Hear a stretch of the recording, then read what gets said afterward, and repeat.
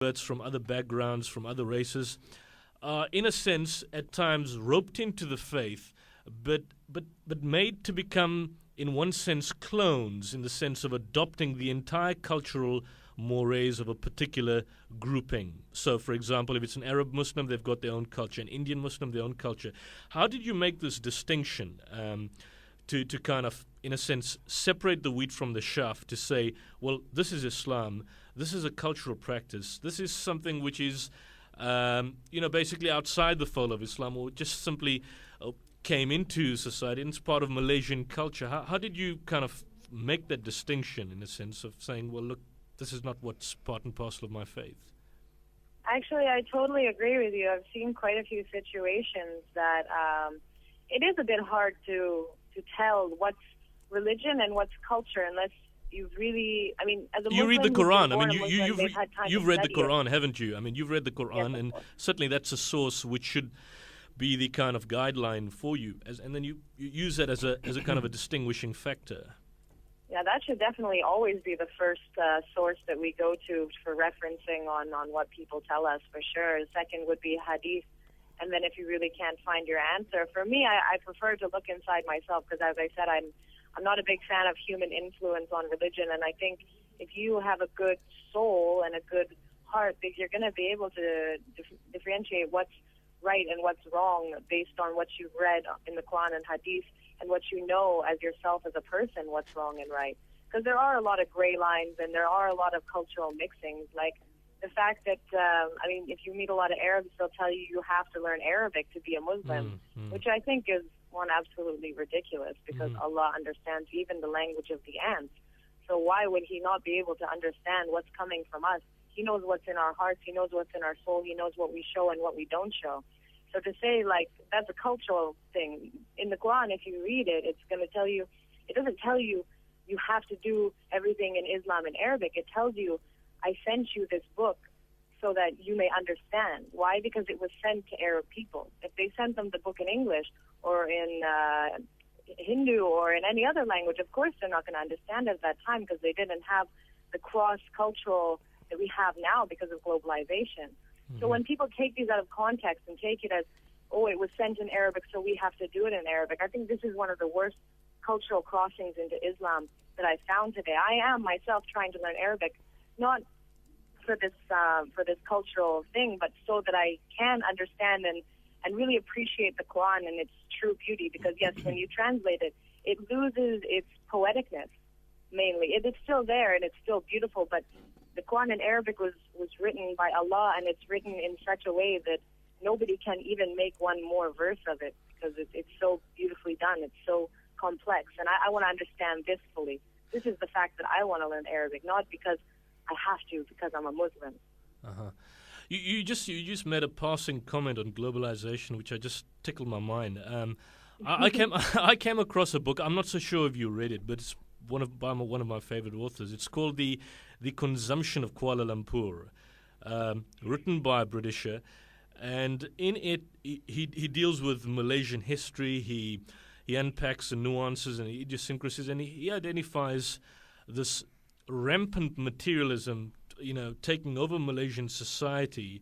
I take it certainly that you're probably a Malaysian citizen, but have you experienced this as a revert? The fact that you've got a multicultural society, but the fact that if you walk into Kuala Lumpur and you travel up and down this city, not much is different from what you probably get in Toronto or New York City, and the concern is that rather the sort of traditions and the traditional frameworks of Malaysian society are being slowly broken up by this whole pattern of rampant materialism and consumerism. How do you deal with that in your personal life?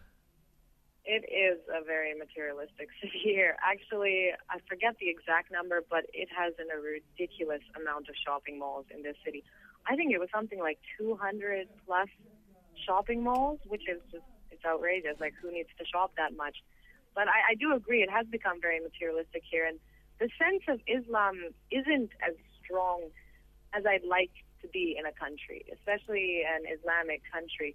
You hear the azan wherever you go. Yes, this keeps you focused as well. But I mean, a lot of the people here are very westernized.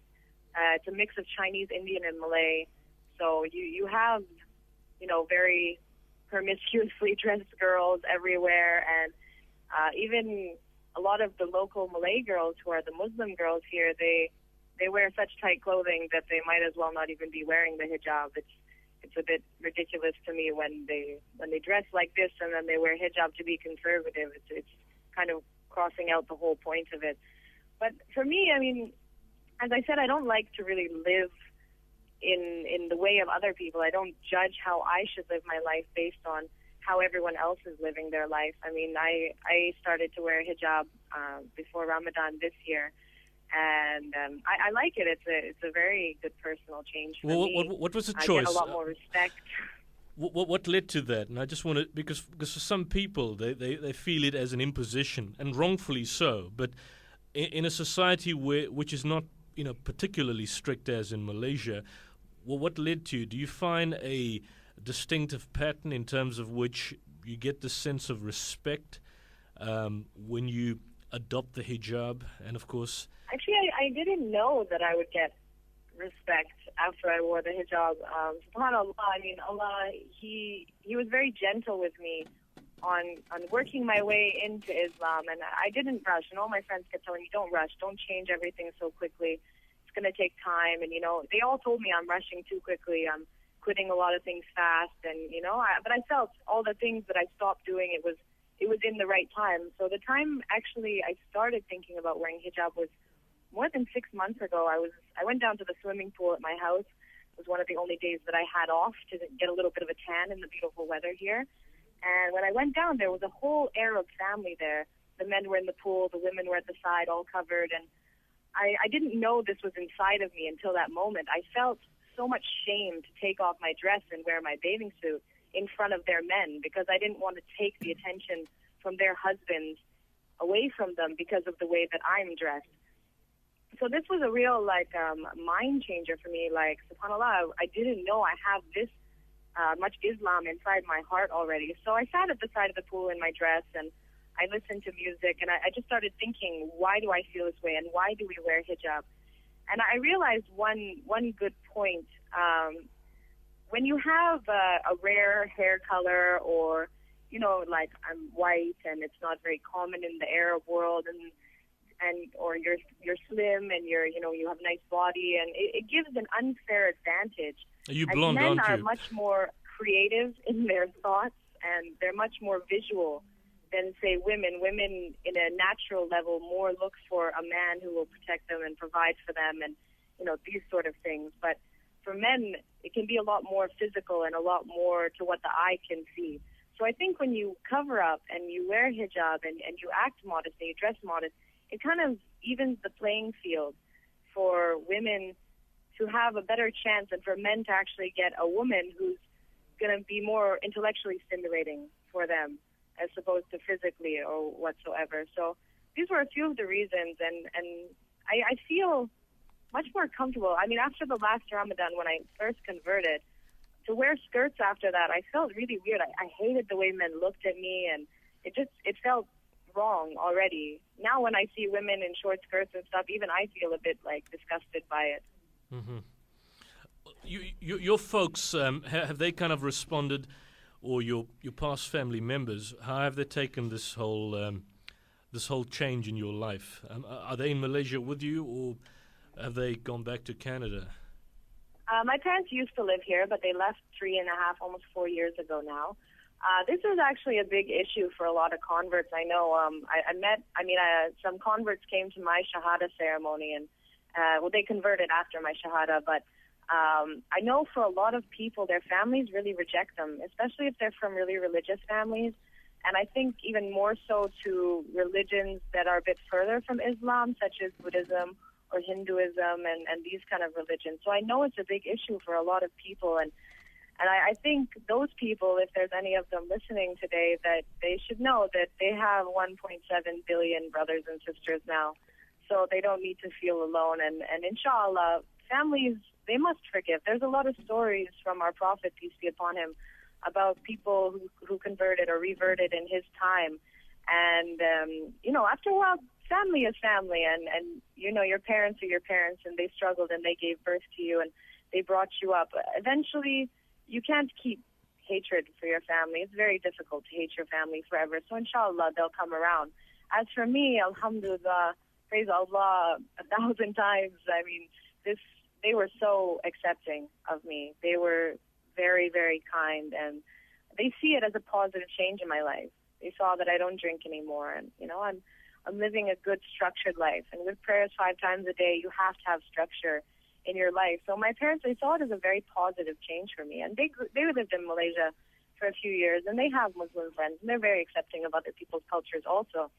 So they were really sweet to me, especially this last time. I went to Canada this year as my first time as a Muslim, which was a very weird experience on many levels. But my parents were above and beyond supportive. They found the Qibla direction for me. They found the nearest mosque for me, which, subhanAllah, I found out is 1 block away from the house that I grew up in. My mom, she found me halal food shop, and she cooked 2 separate meals. Whenever they weren't eating the halal food, she'd make me my own pot of my halal spaghetti or whatever. So they were really accepting. I did give them Quran. So inshallah, they're going to read it. Pray every day for them too. And your ex-friends, Victoria, your ex-friends from Canada, did they find this bizarre, or they find it unique? Because I see sometimes, and I've seen this on television, wherever you find people from a different faith, and particularly you have this amongst white females, being interviewed by other females of the same race, there is a sense of discomfort by, for example, those Christian Caucasians or whoever they are. There's a sense of discomfort to say that they can't identify you because you are of them, but at the same time you've chosen a different path. Did you experience anything of that sort? Where people my friends were quite interested and accepting, definitely, because they also see it's a positive change for me. I mean, I don't have many friends in Canada anymore since I've been gone for 7 years, but the ones that I do have, they're very very open-minded as well. Actually, before I came, they asked me to bring them some Qurans so that they can understand more what I'm doing in my life. And actually, one of the really interesting things that happened, I have an azan on my phone, which rings every prayer time. And, it to somebody who doesn't know what azan is, it could sound like music to them because it's melodic. But even though it rang on my phone, they didn't take it as a ringtone. They all get very, very excited. Their eyes open so wide. They're like, what's that? What was that just now?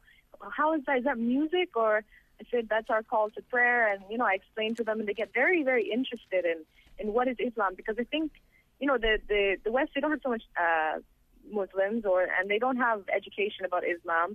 So unless they're going to go and they're going to research, which I don't suggest anybody does online because there's so much lies there, but there's no real channel for them to know what's Islam. So they were really actually excited and interested, and they found a lot of similarities because Islam is a religion of peace and a lot of their own beliefs, and a lot of them are very on kind of spiritual paths and whatnot.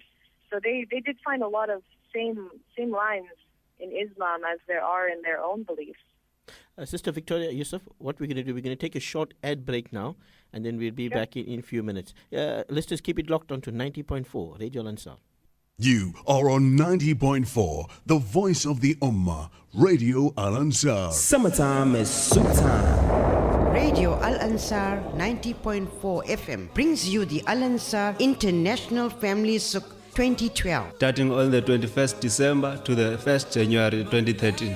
Midday to midnight with an entrance fee of 10 Rand. Shopping, live entertainment, food, fun fair rides, kiddies, crash facilities, salah facilities, prizes and competitions to be won. Umrah tickets giveaway, Medina delegation and awesome car to be won. For more information, visit www.souk.org.za or call 031 208 1601 for stall bookings. Les passagers voyageant pour le groupe continental sont priés de se rendre au terminal 786 pour l'embarcation. Attention all passengers, please be advised Continental Group is now boarding. For all your travel requirements, domestic, international and corporate, from north to south, east to west, airfares, accommodations, visas, car hire, corporate and local, contact us on 031 207 3523. From me and the Continental team, we wish you a pleasant flight. Which is the best school in Durban? Mariam B Preschool. Which preschool has the best excursion? Mariam B Preschool. Which preschool has the most loving teachers? Mariam B Preschool. Which preschool has the most fun while learning too? Mariam B Preschool. Where do you find Mariam B Preschool? 222 Kennel Road, Overport. We love Mariam B Preschool. Have you had a close encounter with cancer? Cancer can be beaten. Attend the Al-Ansar Cancer Support Group meetings to help you through this trying time. Held at Al-Ansar Hall, second Saturday of every month at 2 p.m.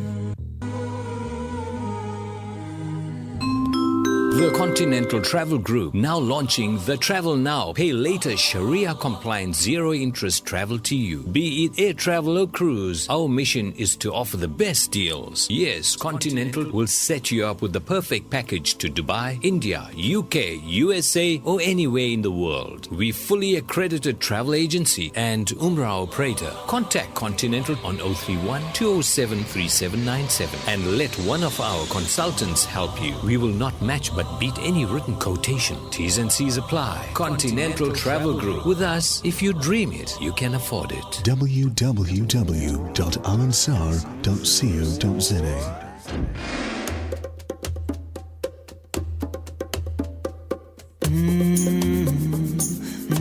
Assalamu alaikum wa rahmatullahi wa barakatuh. If you just joined us, I'm Shabir Basha. In the studio with me is Yusuf Ismail, and we have a live link up to Victoria Edwards all the way from Malaysia. Victoria Edwards is currently a student for film and television at Lim Kong Wing University in Malaysia. She's 23 years old and was born and raised in Canada until she was 15 years old when her family decided to move to Malaysia. Alhamdulillah, she's been a Muslim since Ramadan 2012.